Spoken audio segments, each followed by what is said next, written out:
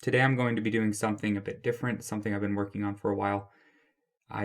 Instead of focusing on the Come Follow Me, I'll be going over some thoughts on depression and suicide.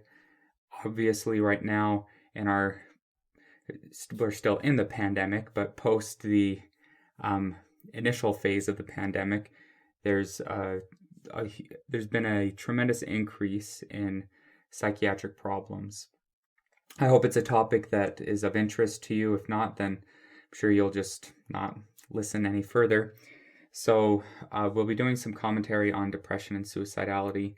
I also want to announce I'll try and do a second part to this specific topic, but I might not be able to continue doing the Come Follow Me due to time constraints. At this point, I'm feeling like I need to focus more on updating my book, His Voice, The Teachings of the Old Testament, to try and have that ready in about a year and a half from now when we start into the Old Testament again.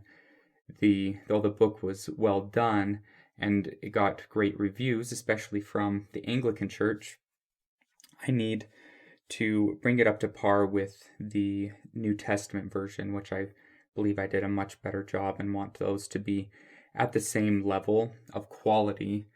So I will be using my time to focus on that and won't be able to do the weekly podcast, which is why, again, I want to express my gratitude for all those who have listened and for the support. So for today, we'll be talking about depression and suicide.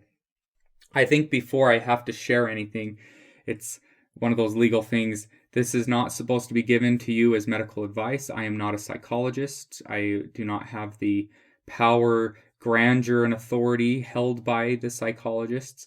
I'm speaking of this actually first and foremost just as a human being, so I'm offering you thoughts and opinions, and that's what they are. They are my thoughts and they're my opinions. And I'm approaching this not so much as a psychologist, but more so as a philosopher and a theologist. And so, though I have my experience in such matters, this is what I'm coming to you as another human being, hopefully somewhat more as a friend, someone with the intentions to help and to lift up, to bear burdens, to comfort, and to lend aid. So with that, we'll move forward. Thursday, 9:00 a.m. An 18-year-old male presents to the psychiatric clinic stating, "I am having suicidal thoughts every day, and I've had them every day for the last 6 months. I want to kill myself. I'm nothing but a burden to everyone around me. I am worthless. I have no value. Things would be better off if I were dead." Thursday, 9:30 a.m. A 54-year-old male presents to the psychiatric clinic stating, "I have struggled with chronic back pain for the last 16 years. This pain happened after a four-wheeling accident, and it is coupled with generalized body pain from fibromyalgia. Every day is just pain and more pain. When I look into my future, all I see is pain and more pain. I am sick and tired of hurting. It feels like most of my life is physical pain and suffering, and I am tired of it. I have suffered for so long, and I just don't know if I can bear it anymore. Because the pain and suffering in my life is so great, and I have no hope of it getting better, I wish I were dead. I have thoughts of taking my own life so that I won't have to hurt anymore." Thursday, 10:30 a.m. A 24-year-old female presents to the psychiatric clinic stating, "I am depressed, and I feel so sad all of the time. This feeling of sadness is overwhelming. It hurts so much that it is like being tortured. I have struggled with depression for years. I have been in and out of psychiatric hospitals. I have tried every medical treatment available, and nothing has worked. At the end of every treatment, I am still just as depressed as I was at the start. I feel hopeless. Is this all that my life is? If so, I don't want it anymore. I think about killing myself most days. I have tried a couple of times. I hate myself for failing. It's just another one of my many failures. I can't do anything right. I hate myself. I hate my life. Nobody understands what I'm going through. Nobody cares. If I were dead, nobody would care. I wish I could just die." Thursday, 11:30 a.m.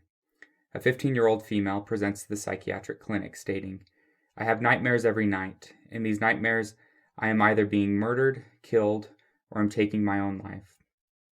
I was abused physically and sexually from ages 9 to 13. My parents treated me like I was a piece of trash. I have grown up to believe that. I am now in foster care. My foster parents don't understand me and don't care about me. I have no friends. I am alone. I hate my life. I hate everyone in my life just as much as they hate me. I don't like who I am and how I look. I hate everything about me. Life hasn't treated me fairly or well, so why should I keep on living? Living sucks. I just want to die to put me out of my misery. 12 o'clock, lunch. 1 o'clock, repeat. Before entering into the field of mental health, I would have looked at suicidal ideations as a foreign or unnatural phenomena, one that tragically gripped unfortunate individuals. After giving more attention and thought and having some experience on the matter, my perspective on this has changed. At the present time, I see suicidal ideations as both a common and an instinctive experience. It is a thought that passes in varying degrees through the minds of most people. Most of the time, it comes in jest. It's a message that's mixed with sarcasm and histrionics. But, nonetheless, they are there. And their existence, especially their pervasive existence, demands an explanation. I believe that it is helpful for us all to realize the prevalence of suicidal ideations. There is benefit in understanding the speed of which a common man will bring a fake gun to their head. The horror of suicide makes a brief appearance upon receiving a pop quiz in class, being stuck in rush hour traffic, enduring yet again another lecture from spouse or parent. Even something as ridiculous as a bad burrito and the inevitable toilet time that follows has often brought faint intimations of suicide to the fore. Again, most of these are messages that are mixed sarcasm and histrionics and lack the intent. Realizing the ease of which suicidal thoughts emerge has the potential to give us many insights. One, we as human beings are far more vulnerable than we care to admit. This is a recognition of what the idea of mortality truly means and implies. We have limits that are harsh and tragic. Our proverbial thorn in the flesh, or rather, the thorn that is our flesh, restricts us in substantial ways. As we contemplate the meaning of our mortality, it is worth considering the following statements found in Christian scriptures. Moses 1:5, "Wherefore no man can behold all my works, except he behold all my glory.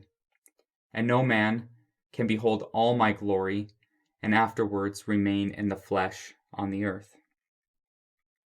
This suggests that in the flesh, it is not possible in this current state to understand and behold all of God's works or his glory.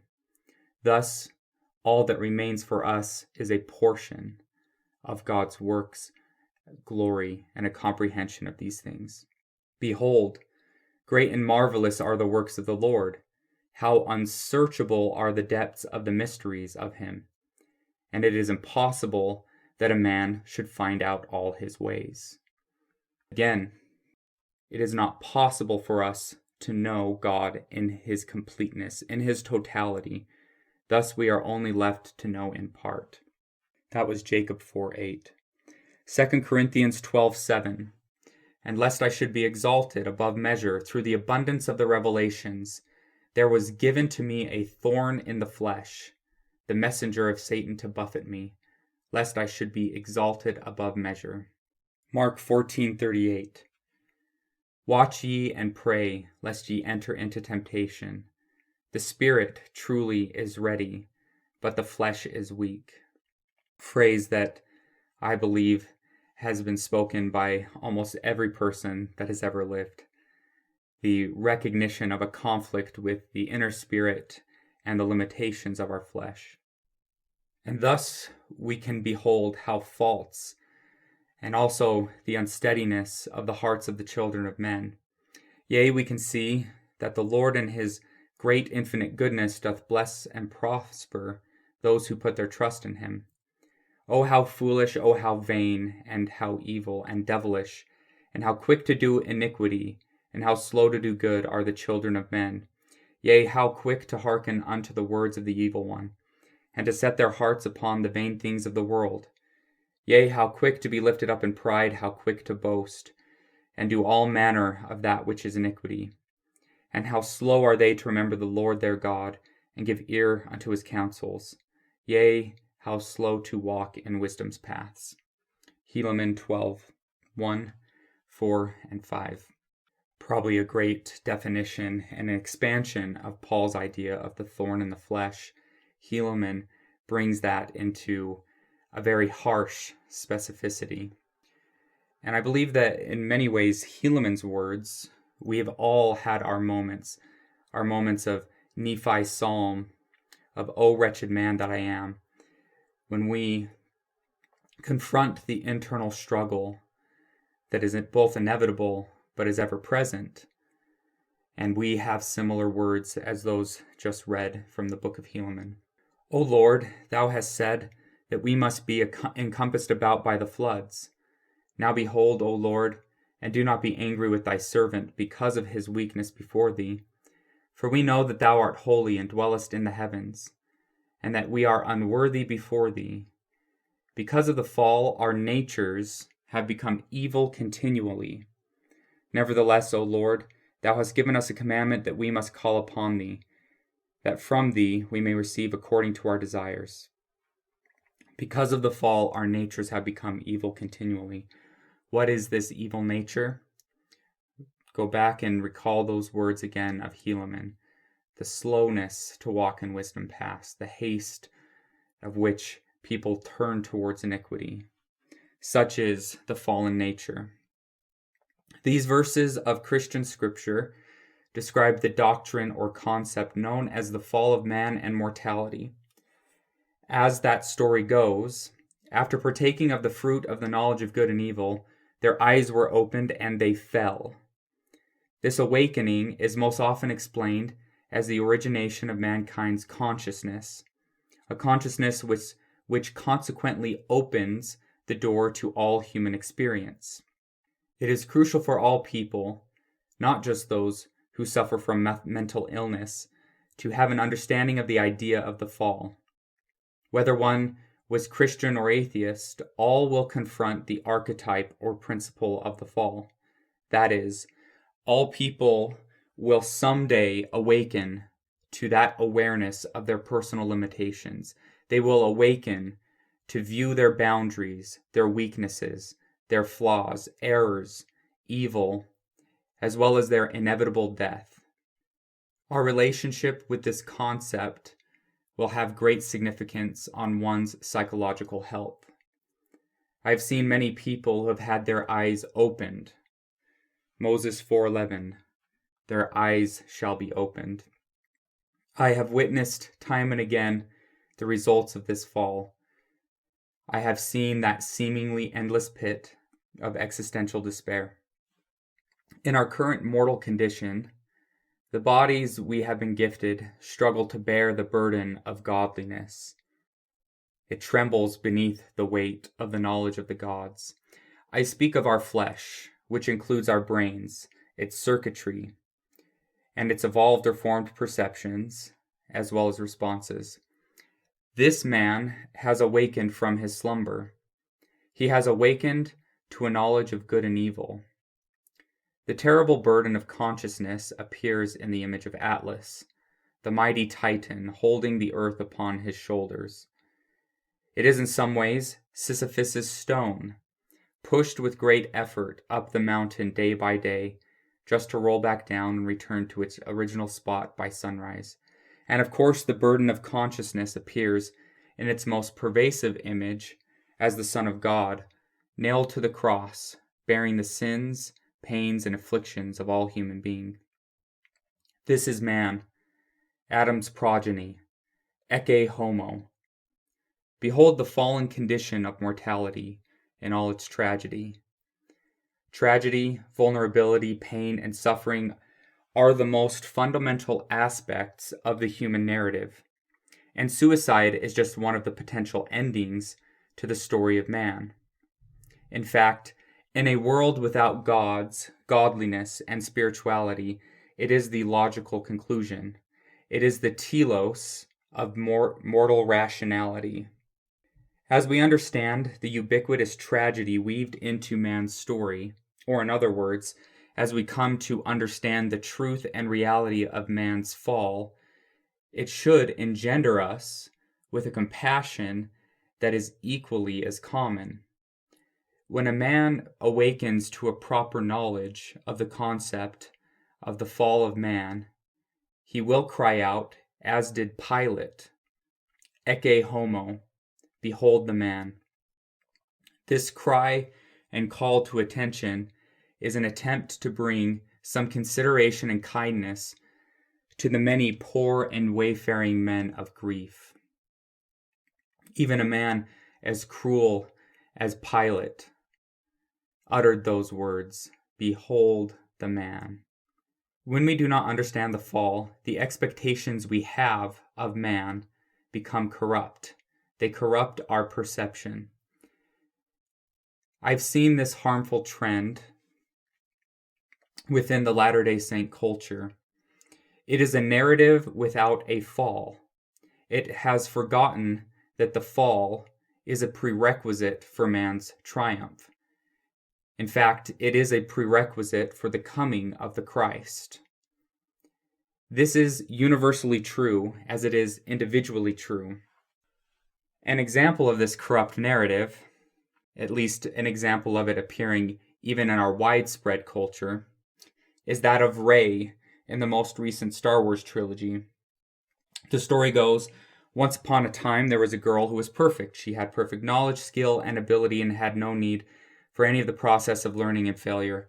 There was a problem in the world, but she quickly and easily resolved the conflict. No mistakes, no trial, no failure or sin, just perfection. This cannot be the expectation of man's narrative. The Christian culture properly emphasizes that man's story, our story, begins with the fall. This means that we will have conflict, we will have failure, we will have sin. There will be opposition, and not just for a moment, not just for a day, not even for years. It will be woven into our entire life experience. We will encounter the fall in all our aspects of life. For this reason, I emphasize our relationship with this concept will have great significance on one's psychological health. The harsh limitations of our mortal form enable the condition of opposition, an opposition which is necessary for the purposeful test of life.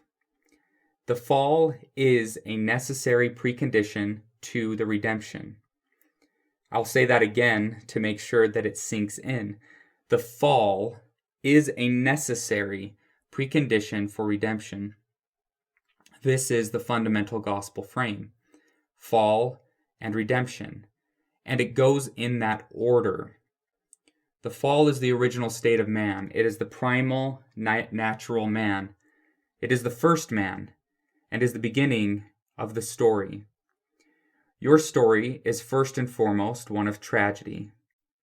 For even in the comedy, there is a beginning of tragedy. The difference between comedy and tragedy is how the story ends.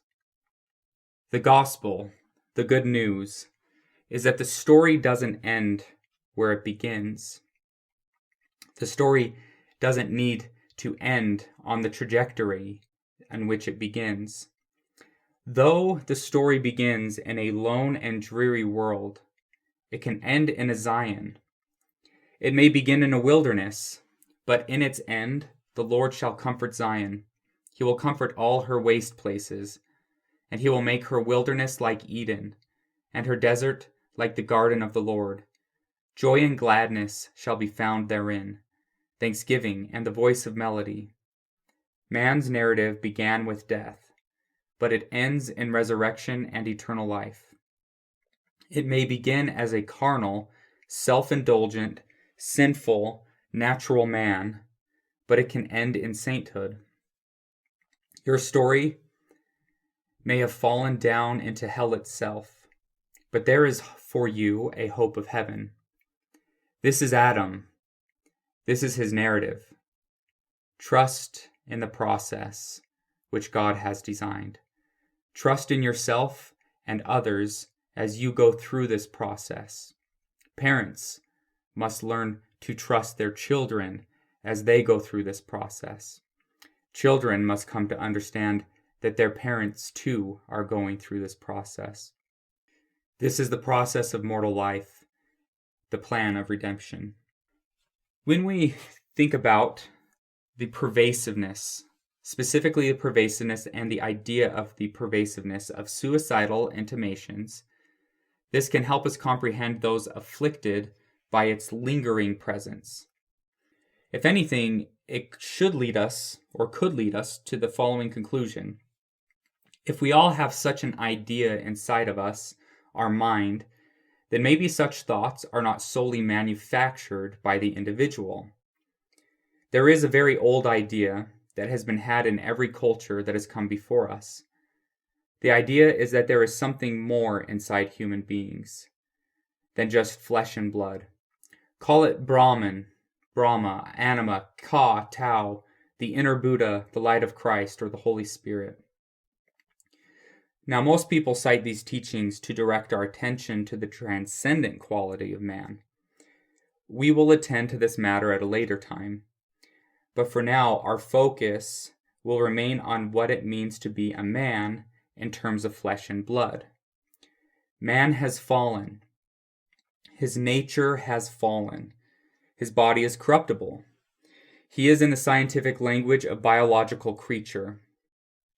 Instead of using the scientific language, my preference is to use the words of St. Francis of Assisi, who referred to the animal component of his self as brother ass.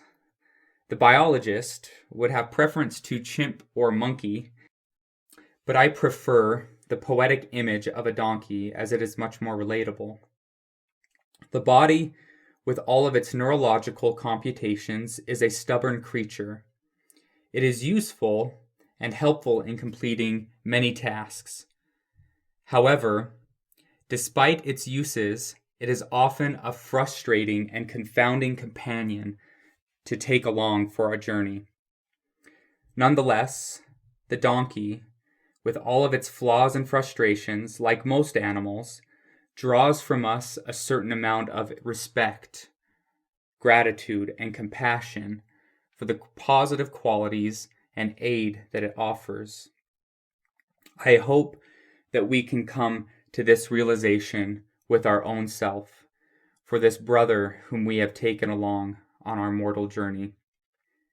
It is crucial to factor in the presence of this force as it pertains to our behaviors and our perceptions. A large part of our cognition and our psychological reactions are biologically constructed. And if they're not biologically constructed, they are at the very least tightly bound by our human form. For the entirety of our human experience must filter and be processed by the physical structure which we inhabit. If we have no underlying physical representation of the experience, we don't have the experience at all. When we speak of a fallen nature, a carnal man, this has reference to our body. Remember that your brain is part of your body. It is subject to corruption. It is not some sacred organ that has been placed within us that is insusceptible to damage, disease, or degeneration. So when we consider the biological brain with its functions within the context of a fall, it is more than likely that many of its pre-programmed habits will run contrary to your higher aims. In other words, the donkey is trying to get somewhere different from where we may consciously be trying to get to. Now, of course, this is frustrating, and I wouldn't try to ignore that. But there is a sense of gratitude we can have towards this donkey, knowing its perceptions, knowing its goals and its aims. And though we may decide to part and go separate ways, or guide this donkey along a new path, we can exercise gratitude for the aid and the use of the donkey's motivations. The donkey does help us get from point A to point B. And many times, he can even protect us, just as the donkey protecting Balaam. Regarding our physical structure, we have been endowed with some basic blueprints, which can autonomically produce reactions and motivations aimed at survival. These are for the most part unconscious experiences, meaning they take place without volition or thought. In a strange way, you could look at them as if they were decisions that have been previously made by those who came before us. Just as we ourselves are affected by Adam's initial transgression, we are affected by it. Though there is no blame for it, we still are affected by it. So in that same way, consider the many decisions that have been made previously before us, which continue to influence us. These decisions or these egos served a purpose. They were solutions to problems that worked, problems that were previously encountered. And because of their success and their utility, they have been passed on to us in order to give us greater protection and longevity. Though these responses may not be the best for us now, we can have compassion and gratitude for the purpose that they served. In fact, were they not there in the first place, we may not even be here today. These types of actions and thoughts are unconscious, genetic decisions, and are generally inherited by us in their first manifestation, and the emphasis on the first. Perhaps the proclivity to suicide is just another one of these predictable, protective biological responses of the human animal. Now, as we think about reflexes and responses, a common example of such reactions are the reflex motor pathways. A tap of a rubber hammer over the knee, the patella of the knee, will cause extension of the knee. A person who pokes their finger on a needle will draw back. Similarly, if you touch something that is too hot, you will remove your hand from the scalding surface before the thought ever enters into your mind to move. Not all reflexes are motor. The flesh, which can accurately be conceptualized as an animal, has a predisposition of thoughts, actions, routines, and even a whole way of living. Much of these behaviors can be mapped out and predicted as if there were some operational program, at least some underlying operational program. Understanding the underlying coding would allow you to be able to foretell the reaction correctly every time. I believe that this is true with our biological self. We are all human, and we all share a basic biological genetic architecture. The human composition includes programmed responses of sadness during pain and loss, fear when experiencing the unknown, anger when we perceive threat or attack. Infatuation will occur when there is sexual attraction. If we do not sleep, we get tired, cranky, moody, and less productive. Such reactions are nearly as predictable as the rubber hammer reflex noted earlier. Of course, there are exceptions, but these are usually the result of genetic anomaly or come with years of training to modify the underlying biological responses. So then, what is the human animal's response to suffering? Most particularly, what is the reaction to substantial and exquisite suffering? When human beings experience exceptional amounts of suffering, or suffering that goes beyond a certain threshold, suicidal ideations will occur. This is basically universal, and because of its universality, it is likely to be generated from something in our shared biological architecture. It is human, all too human. Just like pulling your hand off a hot oven, the animal pulls away from pain, and in extreme cases will run towards suicide if and when pain expands and encompasses the animal in order to remove itself from it. At a later section, we will discuss exceptions, as well as resolutions to such phenomena. Now, the argument would be, if this was such a normal thing, why is it that we don't see it among normal animals? The contrast is, and it's an important contrast, is that the animal does not have the same concept of time. Perhaps an animal with its limitations, the animal being forced into a frame of perception where it could be conscious, would then run into this. This is the general theory. The human animal, as it comes to experience consciousness, at least certain aspects of consciousness, this is what promotes a suicidal ideation. Something about the perceptions that emerge from being conscious. And most specifically, what we usually illustrate with being conscious is our ability to review the past and the future, and to see past, present, and future somewhat all together in one. This creates a completely unique perception that is not had by any other animal other than human beings on the planet. Human beings, generally described as being part spirit, part animal. This is to say that the animal component of ourselves, confronting this unique spiritual perception, can generate suicidal ideation. At a later section, we can discuss exceptions as well as the resolutions to such phenomena. However, in this first segment, we're not focusing on the comedic arc. We're not focusing on the redemption or the Christ at this time, all of which are descriptions of the second man.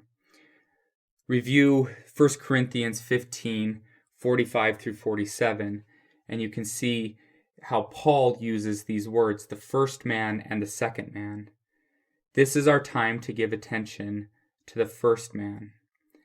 And then hopefully in the second segment, we can discuss more fully the second man. 1 Corinthians 15, howbeit that was not first which is spiritual, but that which is natural, and afterward that which is spiritual. The first man is of the earth, earthly. The second man is the Lord from heaven. For now our conversation is aimed to elaborate the first man and give him the attention he deserves, attention which nowadays is oft omitted. For we have borne the image of the earthy. It is sown a natural body.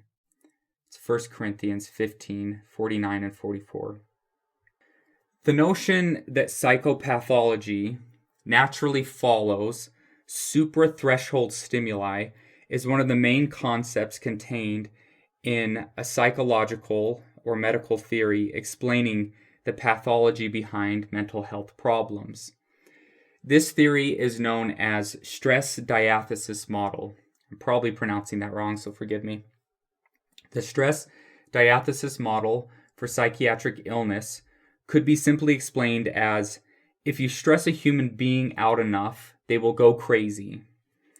The essential assumption of the model is, to use the common phrase in the TV series 24, everybody breaks. We all have a breaking point. The second part of the stress diathesis model is that this breaking point can be different for different people. Some people are extremely resilient to stress, i.e. Jack Bauer or the man from the movie Broken. It doesn't seem like anything can break these people.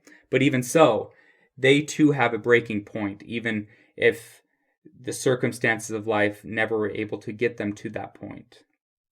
Some people may be in between, like Tom Hanks from the movie Outcast, who only suffered some moderate delusions manifesting as a touching relationship with a volleyball. Others are more vulnerable, like Jack Nicholson, who completely lost his cheese over a couple months of isolation from the movie The Shining. Yes, I know the house was haunted and those factor into the equations, but for simplicity's sake, I'm using that example. So the stress diathesis theory poses the question to each individual, what is your breaking point? Another way of interpreting this model is to view it in terms of a mathematical equation, x times y equals z. X would be the individual's capacity to tolerate stress. Y would be a unit of stress. In layman's terms, the meaning of this equation is that certain people may experience a greater overall amount of negative emotion per unit of stress than others. Math is hard. It's impossible to get math without some sort of visual. So I'll say that one more time. That the meaning of this equation is that certain people may experience a greater overall amount of negative emotion per unit of stress than other people. This means that they would consequently reach their breaking point with much greater ease. Plug in a unit of stress of 5 and bring this to someone with an X, a capacity to bear stress of 1.5, and another person with an X of 4. You get a difference of 7.5 and 20. So the stressors or the stimulus may be constant between two experiences, but the outcome can be dramatically different. The main factor, transforming factor of this is the X. That is, the individual's capacity to bear stress, which may in fact be somewhat or largely genetically determined. Now, some of the scientific literature suggests that those who are more susceptible to stress are those who have a higher amount of personality trait neuroticism. This trait, named neuroticism, is proposed to be a primary human trait according to the Big Five personality theory.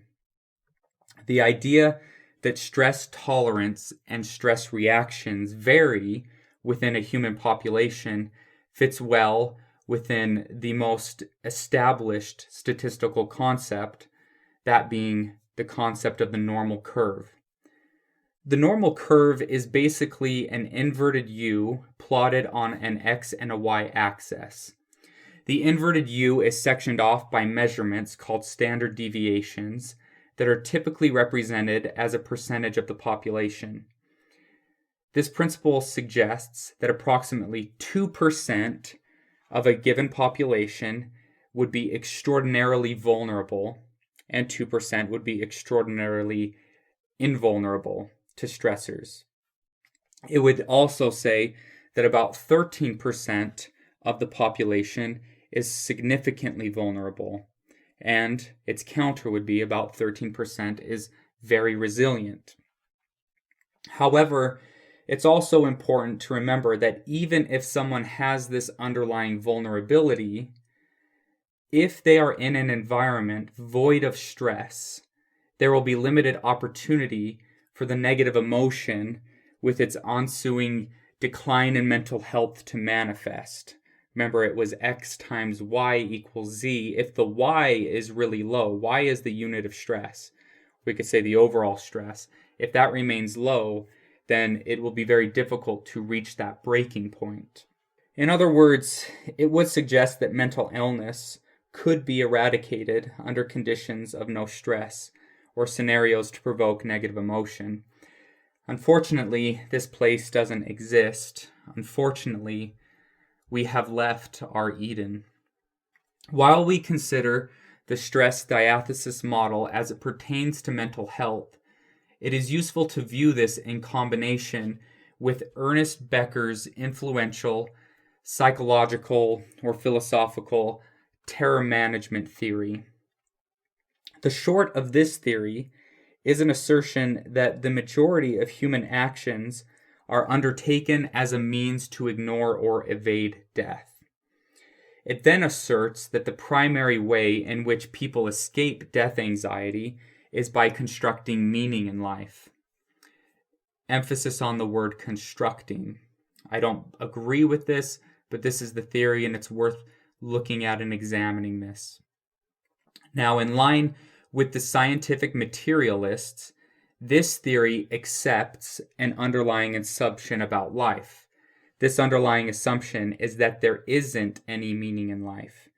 Rather, all meaning is, as it were, a positive delusion designed to keep us alive and sane. It views human beings, it views human meaning systems as universally false but necessary. It views all human representations, beliefs, and meaning as an adaptive fantasy aimed at survival. Again, I don't agree with this, but it's worth looking at this for contrast. It's worth understanding the adversary at times and the ways in which he will confront you. Now, in reality, this theory is basically a rebranding of E.B. Tylor and J.G. Fraser's anthropological conclusions regarding uncertainty.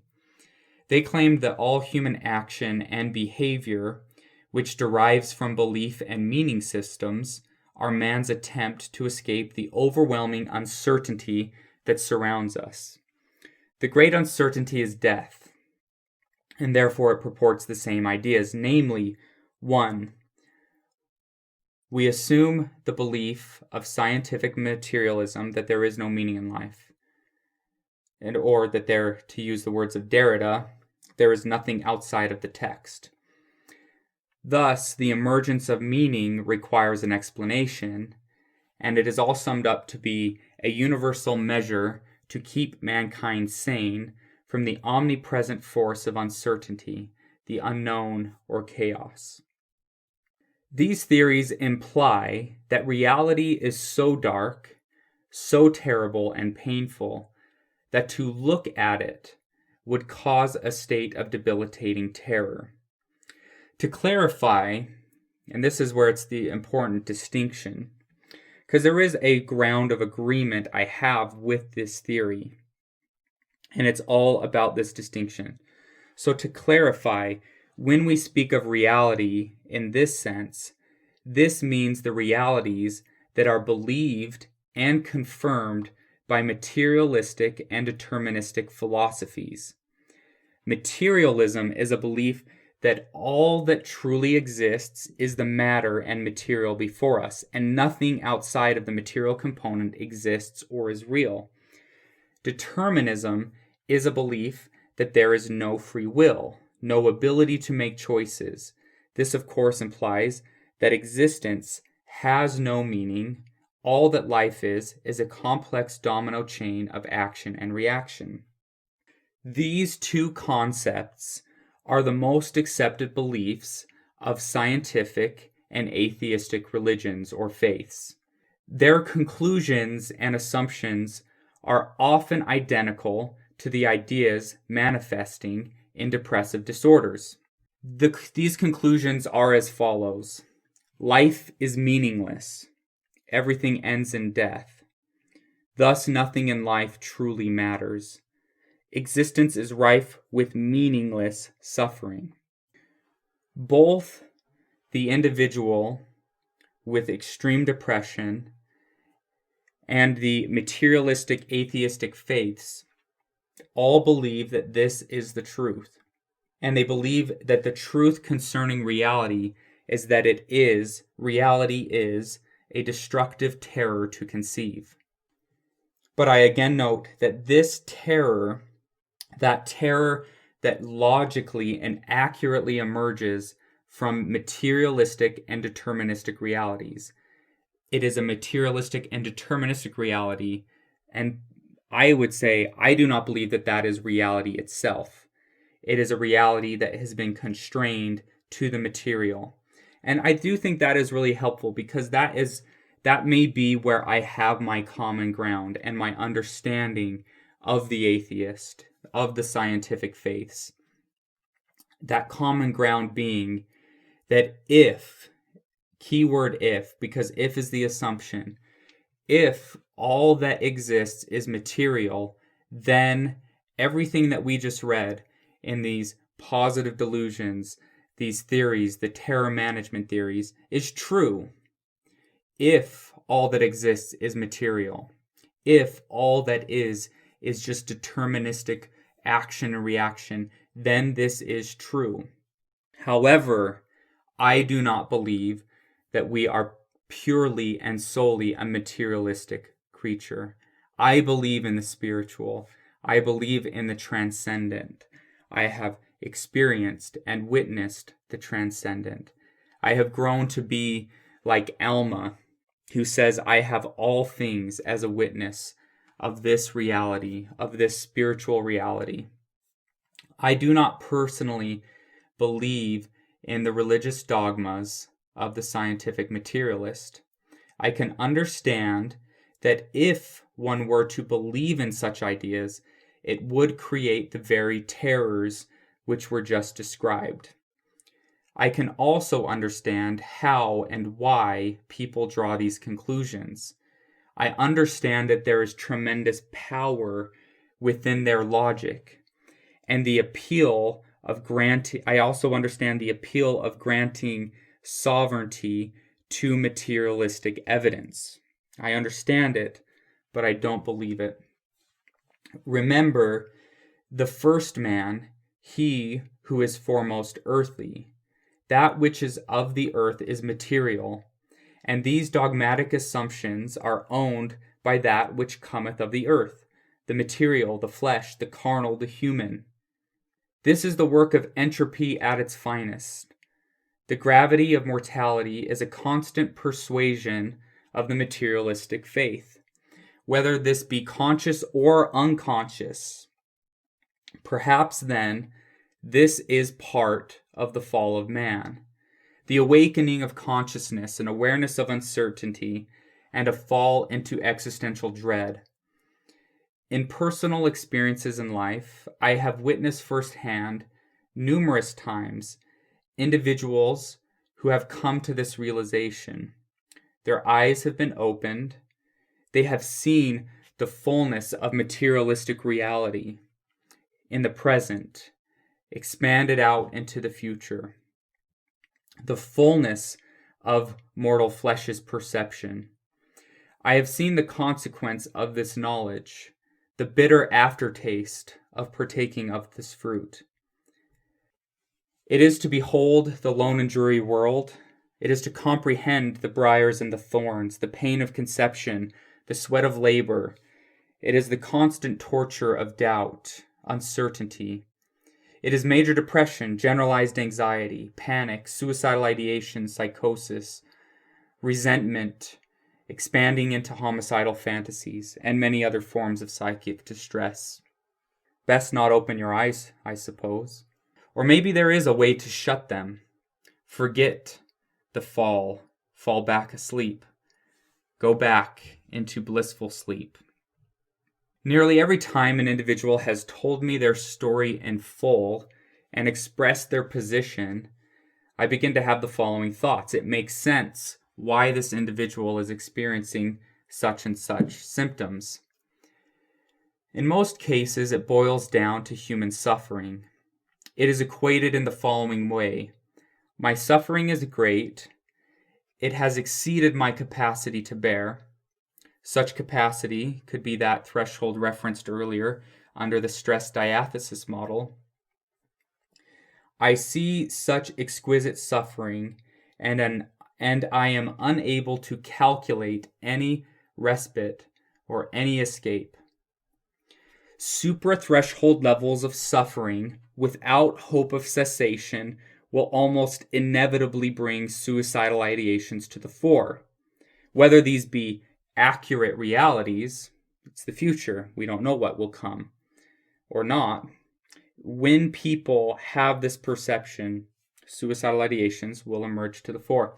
Whether people act on these thoughts or these ideologies, it will depend on the individual's ability to make choices. The ability to make choices that will interfere with closed, biologically deterministic chain reactions of cause and effect.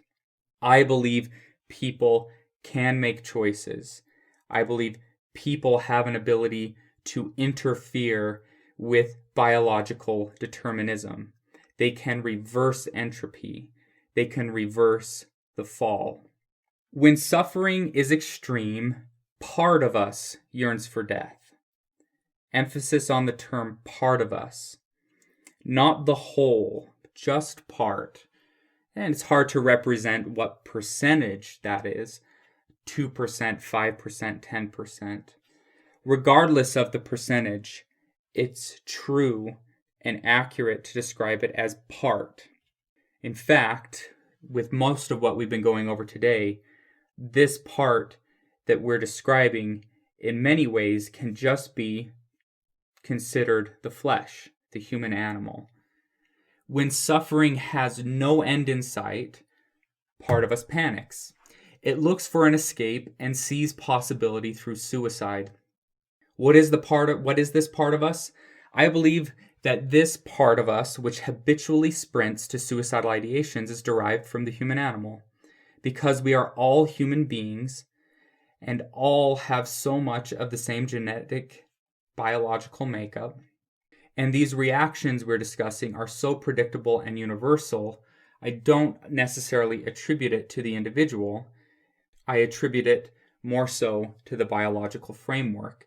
And that's kind of a general principle. The more universal the reaction, the more likely it is to be something that emerges from the biological framework. Call it a consequence of your mortality, your flesh, your body. It's all representative of the same idea. If you back a dog into a corner, it will bite you. If you perturb a cat, it will hiss and bat its paws. If a human body is thirsty, it will feel motivated to seek out water. If you are stuck somewhere in the dark, alone, frightened, and hopeless, give it enough time, and one's physical body will begin to entertain suicidal thoughts. This, of course, is only an explanation of one form of suicidal thoughts, and there can be many. But I lead with this because of the commonality of this type, but also with a hope to increase our compassion and understanding towards the human creature. We all are human. We are all a part of mankind. And though the manifestation of these things can be terrifying, I think if we come to understand it, just as we come to understand the donkey in this sense, though there is a frustration in dealing with this motivation, tugging against its pole, we can still have compassion in understanding the internal world of the human animal, how it's reacting to what it's perceiving. Let us be understanding of mankind's initial narrative. Let us have some understanding and compassion towards his tragedy, for tragedy is the initial narrative. It is the narrative of the fall. This is how the story of man begins, not ends. But I remind you that we must tell the story in full. We cannot skip steps. There are no New Age Star Wars arcs. Let us be willing at this moment to hear the beginning and allow the unfolding of this dramatic tale. Though it may pain you to hear it, there is a wise purpose to patiently listen to the record of man's fall. Another helpful phenomena to note is that of dissonance. The psychological definition of dissonance is the state in which a person holds contradictory beliefs. This is a good definition of the cognitive manifestation of dissonance, but in terms of phenomena, or that of human experience, I prefer the definition used by musicians, a combination of tones contextually considered to suggest unrelieved tension that require resolution. Dissonance is something that people experience quite commonly. It is a state in which an individual has two beliefs that are contradictory. It is a state in which a human being experiences an internal tension that requires something to resolve that tension.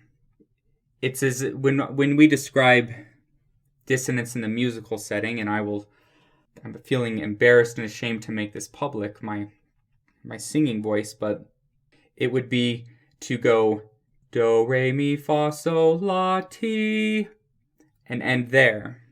Your brain is wanting to go back to do in order to end that.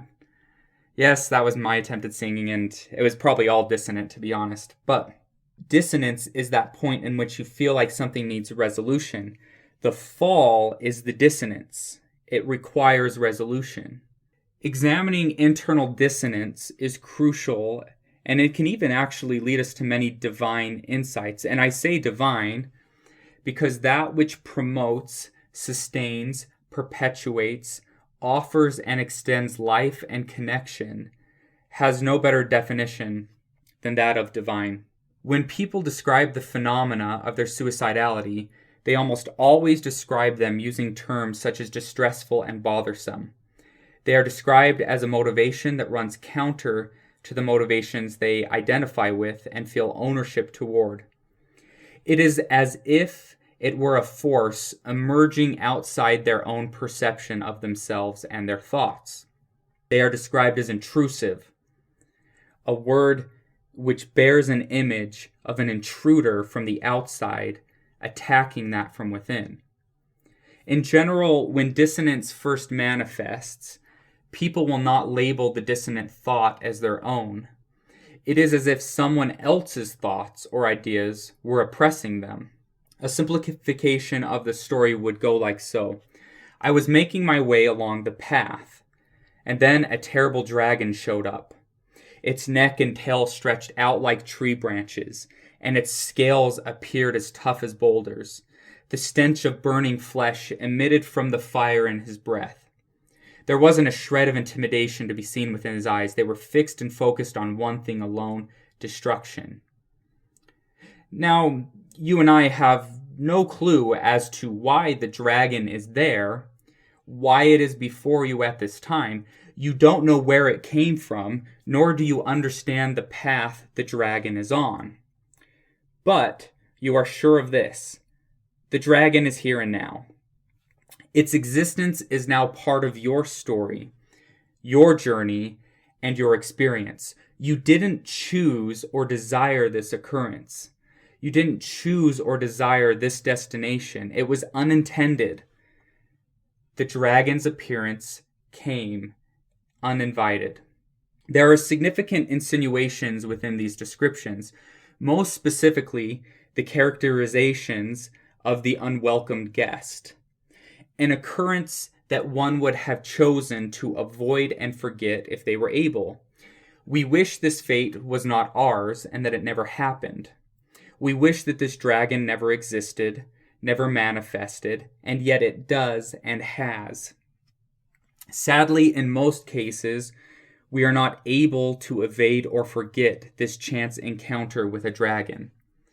And I use the term dragon to be a placeholder, because you can replace it with any deadly monster you wish to insert into the narrative. And the suicidal ideation is, in fact, justifiably designated a monster. It's lethal. It's deadly. Suicide is, after all, the most common cause of death in adolescence and adulthood behind mistakes, fatal accidents. If you look up the statistics, accidents are number one, and suicide is number two.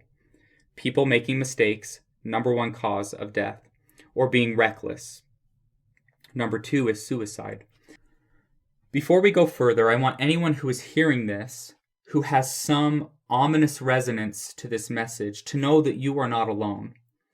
Remember, this ideation, this phenomenon, has been shared by many. You are not alone. Many before you have crossed this same fate. Many before you have encountered this dragon. Most of them have survived. The vast majority have claimed victory. You're not alone. Perhaps a fight and a struggle is ahead of you, but you can come out on top with persistence. Such were the words of the Christ, who said, "In patience possess ye your souls." Luke 21:19.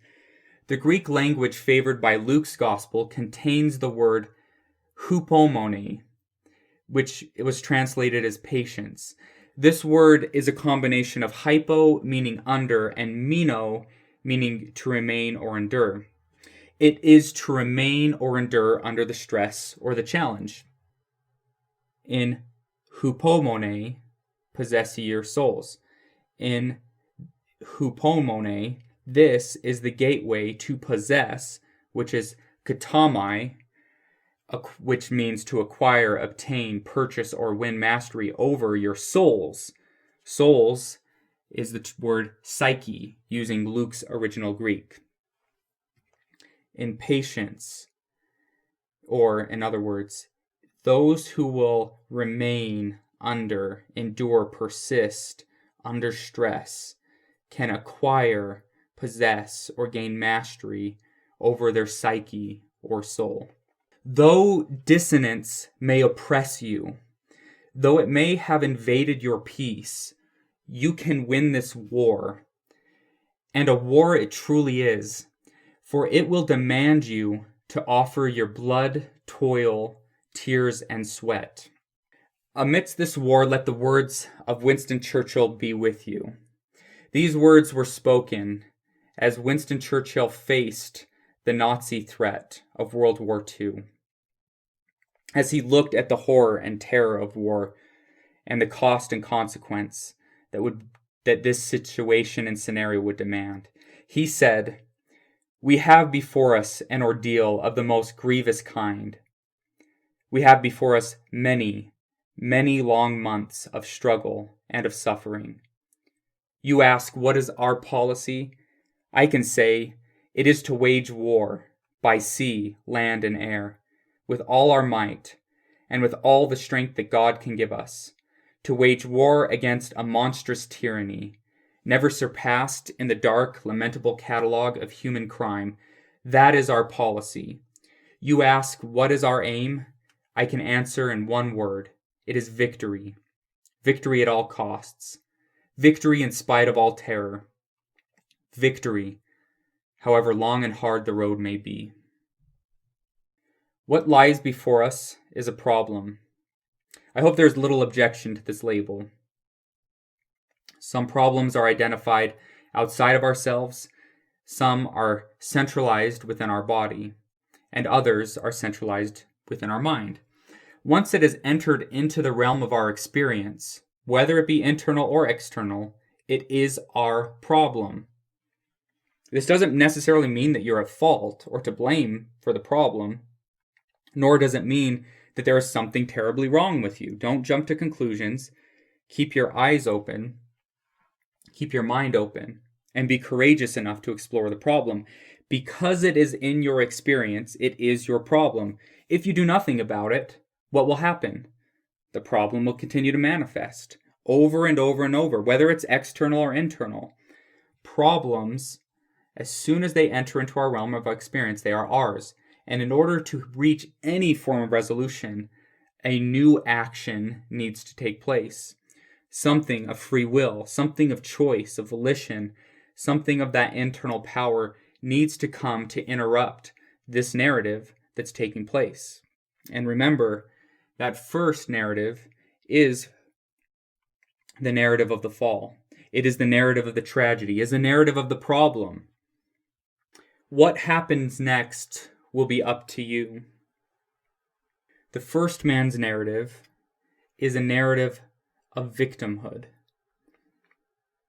And I say this not in a attacking way, just in an understanding way. It is the first narrative. It's the narrative, I was living in a village, and all of a sudden, a great dragon came and burned down the village. The village was destroyed. The people suffered great loss. The end. I mean, if it's a true tragedy, that's where it ends. The people died. Tragedy fell upon man. The end. This is the beginning of the narrative. There is an alternative narrative. Now this alternative narrative is called the hero's journey. In the Christian literature, we would call it the gospel. Both of these, regardless of the term you use, both of them are the assumption that the story doesn't have to end there.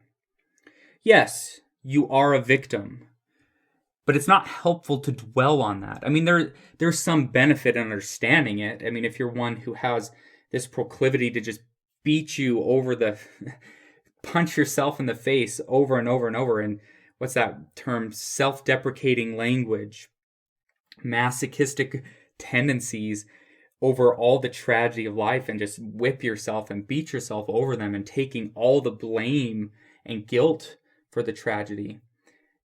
That's not helpful. Inasmuch as taking some share of the guilt is helpful for you, that's the portion which you need to take. But as soon as it ceases to be helpful for you, and it prevents you from moving forward in life, as it prevents you from becoming something stronger, transcending and overcoming this, it is no longer helpful. It is no longer going to help you from the point at which you are at in life to get to where you need to be to transcend it. And that's the most basic frame. It's a motivational frame. It's, I am here and I want to be here. And in fact, throw God into the mix. You are here. God wants you to be somewhere else. If something is not helping you get to that point, to where God wants you to be, it is something that is in the way. That's actually the most basic definition of what the devil means. The devil means to throw something in the way of someone's path. If you encounter something along your path that is inhibiting you to get where you need to go, where God needs you to go, that is coming from the adversary. That means you need to discard it. You need to let it go. You need to fight against it to move forward. The first man's narrative is a victim, but the story can end differently. The individual can rebuild their city. He can find a sword. He can confront the dragon. He can slay the dragon. He can restore peace to the land. This is the comedy. This is the redemption. This is the gospel of Jesus Christ. I believe in the gospel. I believe specifically in the gospel of Jesus Christ, because I believe it is the power of the Lord Jesus Christ. The universal power felt by believers and even non-believers. For the power of Christ is in all people. But I believe that through the power of Christ, we can transcend the tragedy of the fall. We can find redemption from the fall. We can find healing to the wounds that man has borne. And just as we say, behold the man, simultaneously, as we have this idea of ecce homo, behold the man, yes, we see Christ. We see Christ with a crown of thorns, a tortured back that had been scourged and torn apart by a whip. We see a cross and nails through the hands and the feet and the wrists of the Lamb of God. But in that same moment, simultaneously, we see the power of the Son of God to transcend that, to bear the cross, to place it upon his back and shoulder it, to move forward towards death, to show compassion and kindness to other men upon the cross, to offer forgiveness, to offer thoughts of comfort for his mother. We see a man who is able to not become resentful, to not fall prey to sin and anger and vengeance. We see grace. We see the transcending grace that comes through the Son of God. We begin to see true power, true courage, true virtue, humility, meekness, mercy, faith, love.